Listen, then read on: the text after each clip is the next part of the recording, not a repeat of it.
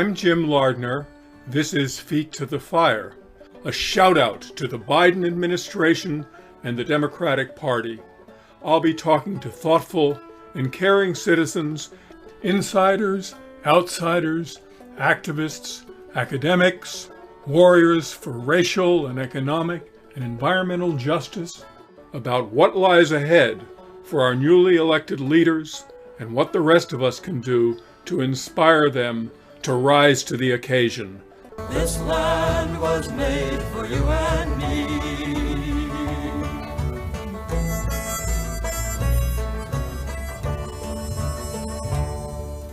There's been a lot of celebrating since Election Day, mostly over the outcome, but also over the turnout. Roughly 150 million Americans voted this year.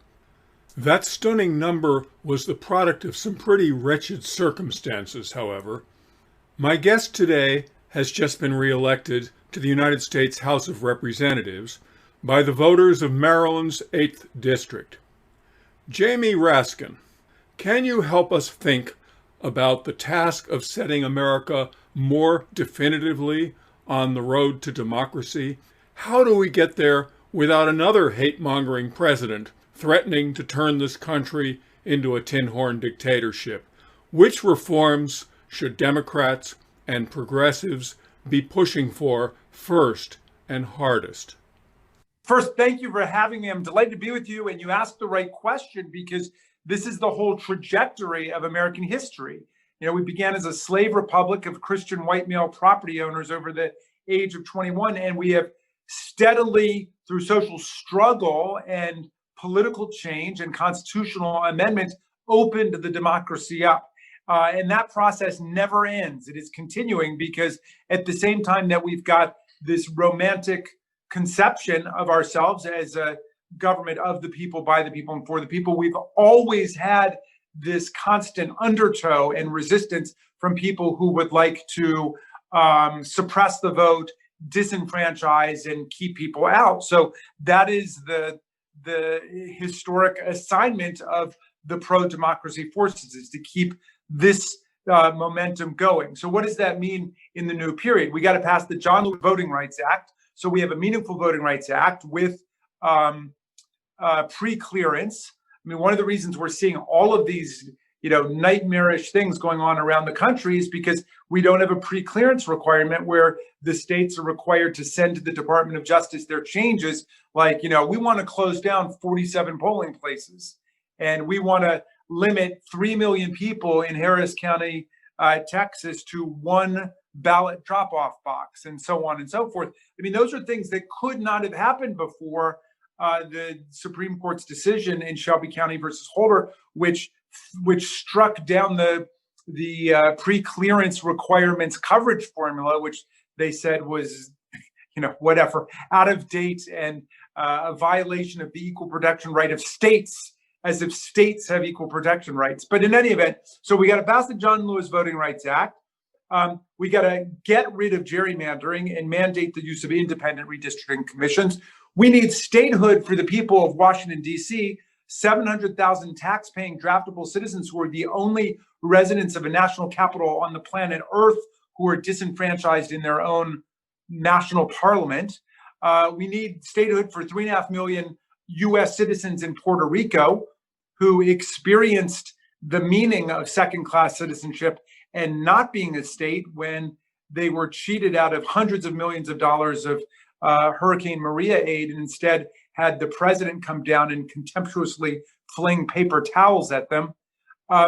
These are some of the first steps that we need to take to get the trajectory of democracy moving again in the country. Tocqueville said in Democracy in America that democracy is always either expanding and moving forward, or it's contracting and shriveling away. And we've been in a contractionary phase, and we've got to turn around and open it up. And those things are just the beginning. We need ranked choice voting. I'm proud to be the author of the ranked choice voting bill to mandate the use of ranked choice voting across the country, so that we know that people who are winning an election are not the representatives of small plurality blocks, but actually have majority support in their districts, in their states, and so on. And this dramatically improves turnout. It gets rid of the spoiler problem, and it uplifts positive politics. It actually reduces negative politics because it promotes coalitions. So rather than trying to, character assassinate other candidates, you try to look for a way to build bridges and to get other candidates and their supporters to put you number 2 or number 3 on the list. I just think we need to get back into an experimental and pragmatic mode, pragmatic in the sense of, John Dewey and William James. We need to be experimenting with new forms of democracy that make government more responsive and active. And of course, under Donald Trump, the government has become an instrument of private self-enrichment and profit making. And we need to make the government an instrument for the common good again. The two parties spent a combined $14 billion on this race, more than $6 billion of it on the presidential contest alone. Democrats significantly outraised Republicans, I believe. Will some of your colleagues be tempted to conclude that the current system isn't so bad after all? Where does this leave the movement to reduce the role of money and the influence of wealthy families and corporations over elections and election winners? Well, no, I don't think it has reduced in any way the commitment of the Democrats to deal with the problem of Citizens United. Citizens United essentially upended 2 centuries of jurisprudence by treating private for-profit corporations like rights-bearing political citizens of the country. I mean, the original doctrine was announced by Chief Justice John Marshall back in 1817 in the Dartmouth College versus Woodward case, where he said that a corporation is an artificial entity, invisible, intangible, existing only in contemplation of law, not possessing the political rights of the people. The Roberts Court turned that upside down and basically said that a for-profit corporation enjoys the political rights of the people, and they transformed every corporate treasury in America into a potential political slush fund for the CEO. So I've got legislation, which I call Shareholders United, which says, all right, if the premise is that because shareholders have a First Amendment right, therefore the corporation can spend whatever they want, then no corporation can spend anything on politics until the shareholders have voted on it first. Because they do this in the name of the shareholders, but the shareholders don't know anything about it. The shareholders are opposed to spending their money that way, and shareholders can already spend whatever they want of their own money in politics. They can give to campaigns or spend. So really what you have is a huge power play for corporate statism, essentially saying, we're going to allow the ExxonMobil and McDonald's and McDonnell Douglas to take money out of their treasuries to put into politics. I think that, the problem with this was best captured by Justice White, who was a pretty conservative justice, who said the corporation is the creature of the state, and the state need not permit its own creature to devour it, to consume it. And that's essentially what we've got in Citizens United. So we're going to have to deal with that problem. It's a very serious one. And of course, the money is running amok. Thankfully, the internet has allowed for a lot more people to get involved, and that's countered to a certain extent the vast advantages that Koch brothers and other, right-wing billionaires have in this process. But in general, we've got to find a way to get back to one person, one vote democracy and not allow a corporate state to devour us. My guest is Representative Jamie Raskin, Democrat of Maryland, member of the House Judiciary Committee, and, as you might not be surprised to learn at this point, former teacher of constitutional law. Speaking of corporate and billionaire capture of government, what happened to the issue of corruption in this campaign? With so many other outrages to get worked up over, did Democrats go easy on the over-the-top kleptocratic behavior of Donald Trump, his family, his crowd, his cabinet, and for that matter, some Republican lawmakers? Well, rhetorically, I think that we have maintained our focus on the corruption of the Trump administration. But I think you're right. I think that we have to reckon with the fact we have not done a good job, I think, of starting with the original sin of the Trump administration and putting it on the legislative agenda. And I've had legislation, which I'm still hoping to pass in the lame duck period, specifically disapproving of every foreign government emolument that the president has pocketed since he took office, and also rejecting all of the domestic emoluments illegally taken, because the Constitution says the president is limited to his salary in office and cannot receive any other emoluments, which just means payments from the federal government. Trump has done the reverse. He said, oh, I'm not going to accept my salary in this grand gesture of nobility. I'm not going to accept my salary. That's the only thing he's allowed to accept. He's been taking tens of millions of dollars for his, golf course in Bedford, Jersey, and at Mar-a-Lago, and the Trump National Hotel from the Secret Service and from the Department of Justice and the White House. And the Washington Post had a good article a couple weeks ago outlining the expenses that they've been able to determine. Of course, the Trump administration refuses to turn any of this stuff over, but it is millions and millions of dollars that he's pocketed since being in office, including in Scotland and Ireland in rerouting military flights to collect money over there. So I think that this is in the Constitution for a reason. The founders understood that in the monarchies, the kings and the queens treat the government and its resources as their private property. And they didn't want that. They wanted our presidents, along with everybody else, to be servants of the public, servants of the government, not the masters of the government, and not the de facto owners of the property that belongs properly to the people. So I think we should have laid that out right at the beginning as much as possible. Obviously, we couldn't do it when the Republicans controlled Congress, but we should have done it right when we took over Congress, and we should still do it now. We cannot let 4 years go by without stating that this is unconstitutional, what the president's been doing. And then we need to erect some statutory guideposts in the future to prevent this from happening to us. Do you see a need for a set of hearings to excavate all the looting and pillage of the past 4 years? I think that's right. But it does apply going forward. I mean, you've already got Trump saying he's going to run again in 2024, but if it's not him, it'll be Donald Trump Jr. or some other member of the Trump family or from Fox News or whatever. And they will view government again as a joke and a money-making enterprise, which is why in perhaps the most essential function of government to protect us against disease, they have completely surrendered to COVID-19. Here we are, the richest country in the history of the species, with the greatest scientists and doctors and research entities, with NIH and FDA and everything. And we lead the world in COVID-19 deaths. We lead the world in COVID-19 infections. We lead the world in COVID-19 propaganda. That is turning us into a failed state. It's a very rich state for people who can profit from it, but it's a failed state for everybody else, where we are at the mercy of random gun violence, of violent white supremacy run amok, of disease washing over the population. And their answer to all of it is, well, herd immunity. In other words, do nothing. Absolute passivity. At the outset of the current Congress in January 2019, the House passed a fairly ambitious anti-corruption, pro-democracy bill, the For the People Act, introduced, I believe, by your Maryland colleague, John Sarbanes.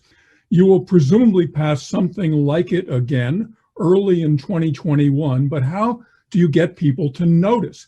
Or more generally, how do you convince the plague on both your houses segment of the electorate that your political party really does stand for honest government? Well, I think we're going to have to do a good job of educating the public about everything that's in there. I mean, it's a massive bill. It's hard to even remember all the different parts of it. I mean, there's parts of it that are anti-gerrymandering. That alone is a huge step forward, to mandate the use of independent redistricting commissions. The Republicans oppose that now. They are openly embracing gerrymandering. There is universal voter registration, automatic voter registration in there.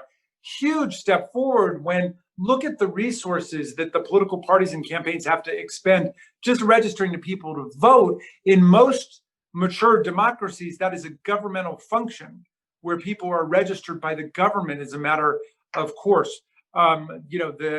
The public campaign option with matching funds. So, part of the issue there is just we've packed so much in. I think we have to unpack it a little bit for people to see it and, for people to grab onto it. But I think that the population is there. Nobody's saying that the Democratic Party is perfect, but we are on the side of the people fighting to try to deal with all these things, as opposed to the side of the plutocrats and the theocrats and the people that just want to rip everybody else off.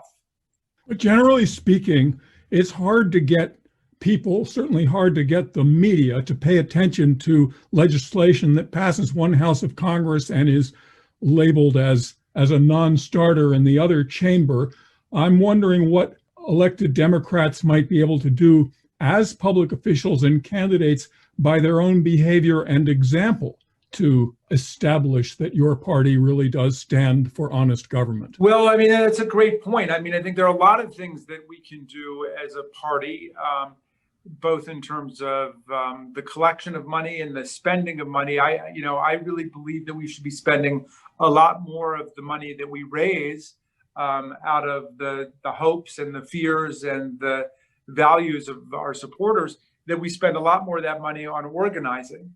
In my district, I've spent no money on TV, on radio, on pollsters, on consultants, any of that stuff. I have something called Democracy Summer, which is a school for high school and college kids and young people out of school who want to come and learn about the history of social change in America. And then what are the tools for organizing people today? And so we learn about door-to-door canvassing and about phone banking and the new, the Zoom technologies and event organizing and so on. And then we educate them about the converging crises of our time on, everything from climate change and COVID-19 to the opioid crisis to the crisis of racism and violence against African Americans in the streets. So these are things that we put on the agenda as a matter for organizing and education. And I think that, of the billions of dollars you talk about, at least some of that money, I would argue a significant sum of that money, should be invested in education and organizing, not just TV ads. I'm not even sure how effective they are anyway. But in any event, that's not a way to create enduring change and to support the movements that really will transform the country. How about a code of conduct? No more big money fundraisers. A much stricter definition of what is an unacceptable conflict of interest. How about a purposeful effort to avoid behavior on the floor of Congress or in committee hearings that comes across as showboating? Something to make a dramatic statement.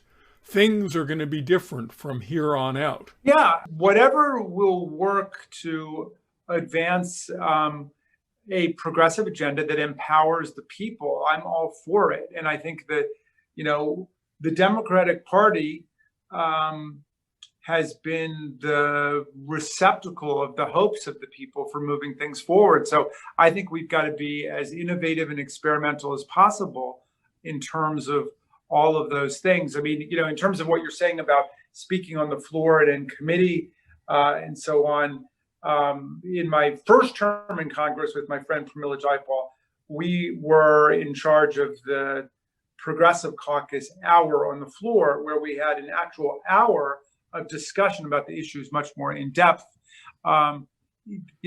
Otherwise, members are pretty much limited to a 1-minute speech on the floor, sometimes a 2-minute speech on the floor, or 5 minutes in committee. And so that does lend itself to, basically stringing together some sound bites and much less to kind of reasoned, extended dialogue. So I think you point to a real issue there, but a lot of that just has to do with the size of the House of Representatives. I mean, it's 435 people, and these are people who like to talk.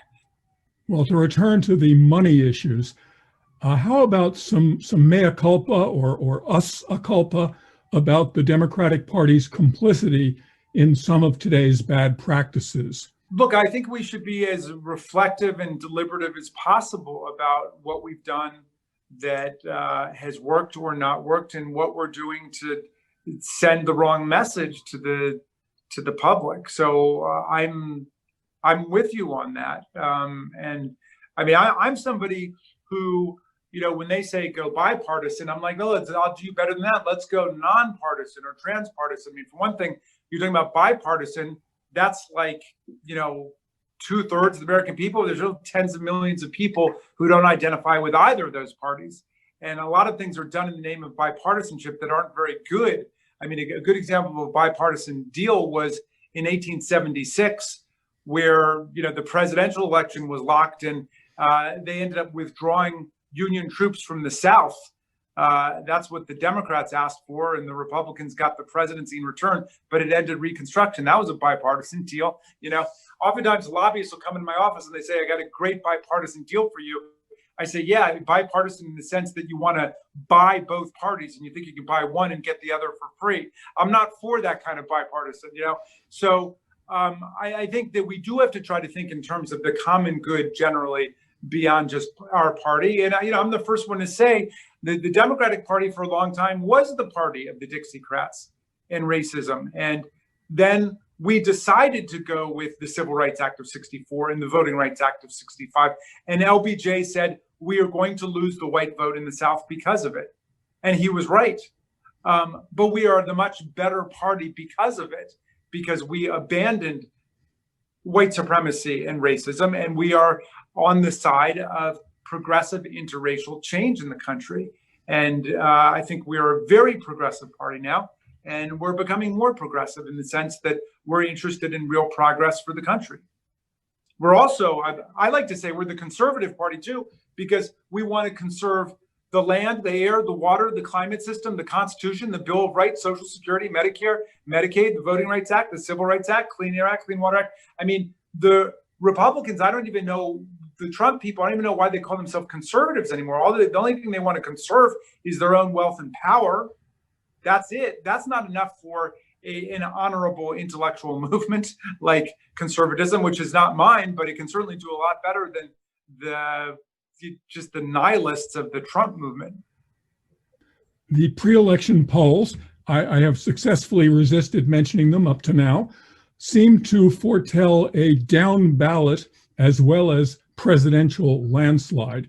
What are your thoughts about why Republican House and Senate candidates didn't pay a bigger and clearer price for being Trump's lackeys and for standing in the way of desperately needed pandemic relief? Well, but look at what happened in this election, Jim. I mean, Joe Biden got more votes than anybody's ever gotten in American history, and Donald Trump got the second most number of votes of anybody who ever ran for president in American history. So there was this massive turnout on both sides. It really was, as everybody was saying, the most important election of our lifetime, and people treated it that way. Unfortunately, 70 million of them came out for Donald Trump.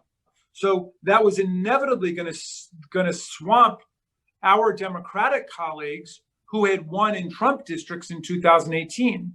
I mean, it's a miracle more of them weren't washed away in that flood. But, the people have this misconception that somehow there were split ticket voters out there, people who went and voted for Joe Biden and then decided to vote for all these Republicans down the ballot. That's not what happened. What happened is Trump got out the red base with red meat, and we went and organized the largest majority turnout in a presidential election ever. But their turnout did end up sweeping away a lot of our people who had won in red districts in 2018. With the exception of Maine, right?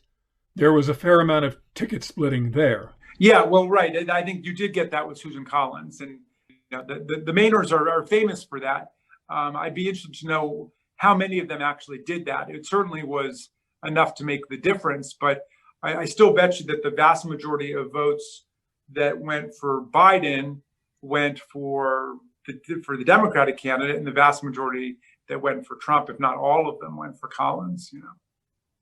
How about getting rid of the Electoral College? There's a movement afoot for a bunch of states to pledge their electors to the winner of the nationwide popular vote. Is that really a workable strategy? Yeah, it's the only one, really. If you look at most of the constitutional amendments we've had in America since the Bill of Rights, the vast majority have been democracy extending, suffrage expanding amendments. And it's almost always been an initiative of the states that have led to a constitutional amendment. But like, we're celebrating the 19th Amendment now. Women's suffrage, before the Congress voted for the 19th Amendment and sent it out to the states, dozens of states had extended women the right to vote in the state elections directly. In 7 years before that, in 1913, in the 17th Amendment, the state legislatures, again, dozens of them said, we'll be bound by the popular vote as to who we appoint U.S. senator. And it was only after they picked up that kind of momentum that Congress said, you know what, let's shift to direct popular vote for U.S. senators rather than having the legislatures decide. So we're just doing the same thing. We're saying we've got a coalition of states, a compact of states. We're all going to cast our electors not for the winner within our state, but for the winner of the nationwide vote. And we'll do that as soon as we have enough states in the coalition to equal 270 in the Electoral College. And right now we are up around 200. We have 16 states. We have very large states like New York and California. We've got really small states like Delaware and the District of Columbia. And we've got medium-sized states like Maryland in there. We don't have enough red states yet. And Trump had been attacking the Electoral College and saying we should do this by popular vote, which was right until the 2016 election, when suddenly he abandoned all of his critiques of the Electoral College and switched over to becoming a champion of it. And that's unfortunate. But I think right now the Republicans should be able to see that they're getting creamed in the Electoral College and they're getting creamed in the popular vote. And the Electoral College, the way it's done, falsely constricts the whole campaign to 5 or 6 states. We know what they are: Ohio, Michigan, Wisconsin, Florida, North Carolina, Georgia, and so on. But the vast majority of the country is just left out, totally sidelined. No campaign activity, no visits, no rallies, no TV commercials, nothing. I mean, it's just a totally irrational, whimsical way to do it. But then there are all these other alternatives for strategic mischief and corruption within the Electoral College. So we got to get rid of it. And I think that if we do it by national popular vote, once around the track or 2 elections, everybody will say, this makes sense. Let's go ahead and amend the Constitution. Let's talk about the federal judiciary and the Republican stacking of it. In the first high-profile case argued after Amy Coney Barrett joined the Supreme Court, neither she nor Justices Roberts or Kavanaugh seemed especially impressed by the Republican case against the Affordable Care Act. Have Democrats and progressives possibly overstated the immediate threat to that legislation and not said enough about the broader pattern of decisions that tilt toward corporate and elite power and away from democracy and economic and social justice? Well, I think those are all the same, Jim. I mean, where is the attack on the Affordable Care Act coming from? I mean, ultimately, that's coming from large private insurance companies that don't want to have the mandate for pre-existing condition coverage and don't want to have to carry the young people up until age 25 and want to be able to charge women differently because they get pregnant and so on. So, I mean, I think it's the same thing. The fight for universal health care is the fight for making this a public good, a right that attends to citizenship. And that's different from saying this is a place where the market principles should govern. So I think that, the smart Republicans on the court or off the court understand it's a loser issue for them. And they probably had enough of it. And then, they're saying, look, we weren't able to repeal it in Congress. We weren't able to repeal it in the courts. It's tremendously popular now. People, including some of their supporters, are depending on it. And why don't they just leave well enough alone? And I think that's where they're going. When you read through all of the jurisprudential somersaults and backflips they're doing to get there, but it's always entirely political on their side. So, but your general point is correct, which is, look, the Supreme Court has returned to the historical baseline of being a profoundly reactionary institution in American life. If you look at the sweep of American history, the Supreme Court did nothing, for example, to touch slavery all the way up to the Civil War, other than in the Dred Scott decision in 1857 to constitutionalize slavery and to say that the Constitution is a white man's compact and that African Americans have no rights that the white man is bound to respect. And alas, that was a Marylander, Justice Taney, who wrote those evil words. But then even after the Civil War and the Reconstruction Amendments, the Supreme Court again in 1896 in Plessy versus Ferguson constitutionalizes apartheid, Jim Crow racism, and says that it's completely fine for government to separate the races. And that inaugurates a period of Jim Crow in our country, and violence and lynching and so on that lasts all the way up until the Second Reconstruction. We basically had a 2 to 3 decade period where the Supreme Court was generally on the side of the people, on the side of democracy and freedom and justice. And you got cases like Roe versus Wade and Smith versus Allwright, the white primary cases, Brown versus Board of Education, Terry versus Ohio, Miranda versus Arizona. But it was, all of that has been tremendously undermined, if not swept away, by the Burger Court, the Rehnquist Court, the Roberts Court, and the Supreme Court is pretty much now where it's always been, a profoundly reactionary institution in our life. So, Democrats have got to fall out of love with the Supreme Court and understand that we've got to struggle to figure out how to get the federal judiciary back. Because what they've got in mind for us is, don't kid yourself, right-wing judicial activism every step along the way, to be striking down everything that's going to be done by a progressive Congress or by progressives at the state level. So what could Congress do to reduce the power of the Supreme Court and perhaps of the federal courts in general in some areas? For example, public corruption or antitrust.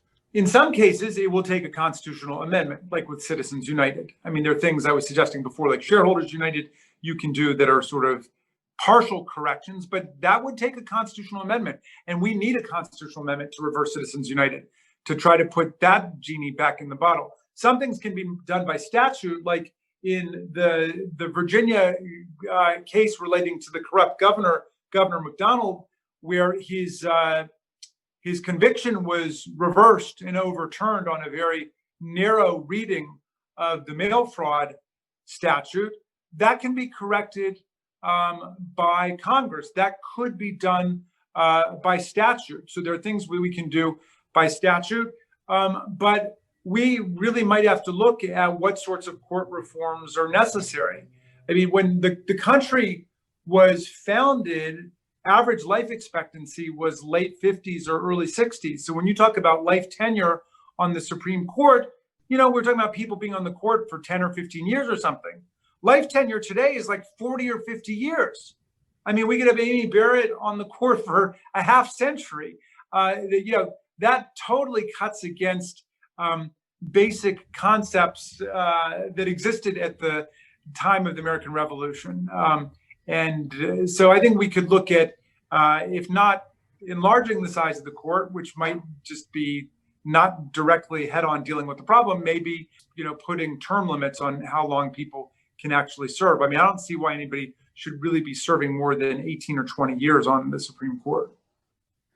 Okay, on to Georgia and the crucial pair of Senate contests to be decided in a January runoff. Georgia went for Biden and Harris, the happiest of all the surprises of this election year.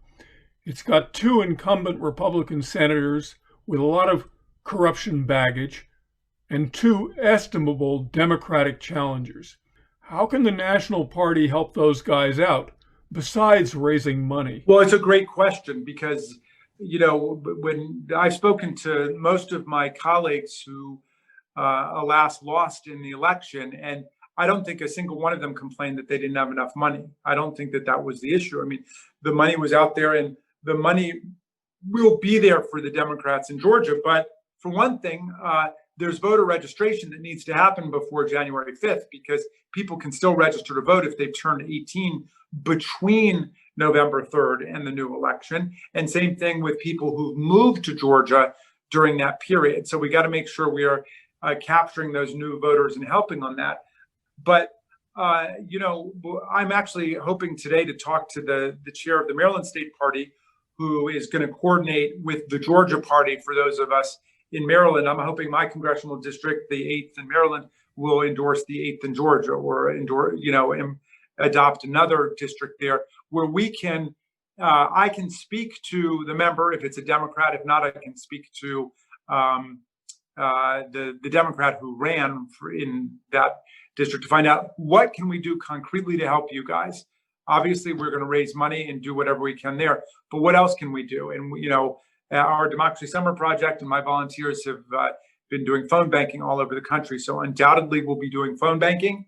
But I just think we need to start getting much more creative about how we reach people, because there are these other forms of association that people participate in that we need to be thinking about. Are there bowling leagues we can talk to? Are there chess leagues we can talk to? Are there football teams and soccer teams and baseball leagues?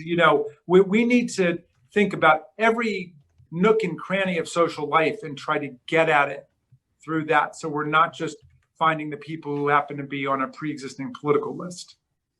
Jamie Raskin, thank you for being on Feet to the Fire. It is my pleasure to be with you, and I hope to see you again. We will bid our audience goodbye this time with part of a jazz piano rendition of Georgia on My Mind. I chose it because Georgia is on our minds, and also because the pianist is the congressman we have just been listening to.